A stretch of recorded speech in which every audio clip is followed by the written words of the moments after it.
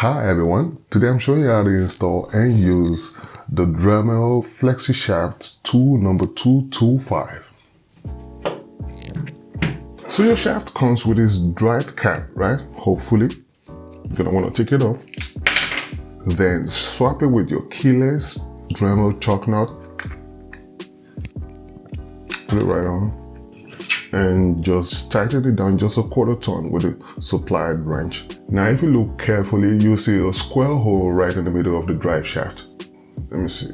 Oh, you see that? You're gonna wanna match it with the square shaft in the inner core. You see that right there? It's also square ended. You're gonna wanna match the two like so. You go. That was wrong. It's in the wrong order. First you take your collar out.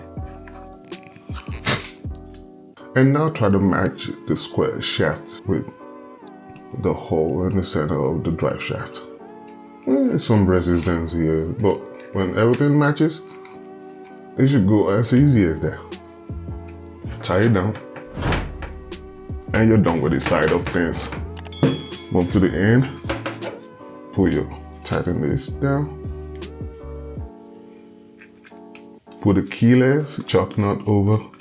And as you should know by now, the keyless choke right here is a must-have. If you haven't gotten that, this probably time you should start thinking about one now. Believe me, it makes changing between beats a lot easier than the standard choke nut.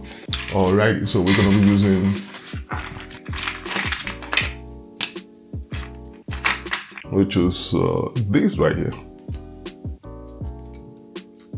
That much. And turn it on.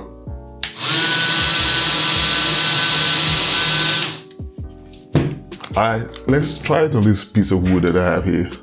You can draw anything and just what to cut for. Alrighty. So, carve away.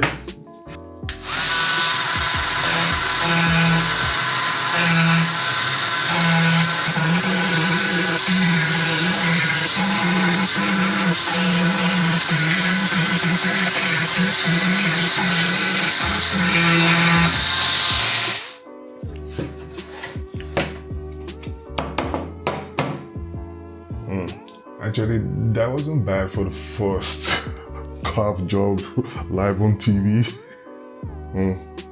See, could you have imagined trying to attach the bit straight to the Dremel tool and then holding it this way trying to carve? This is gonna be hard on your hands. This right here makes it a lot more precise. It's like drawing with a pen. It's way easier. You could do this for hours, whereas with holding this with your hands, in a couple of minutes, you'll probably be crying for help.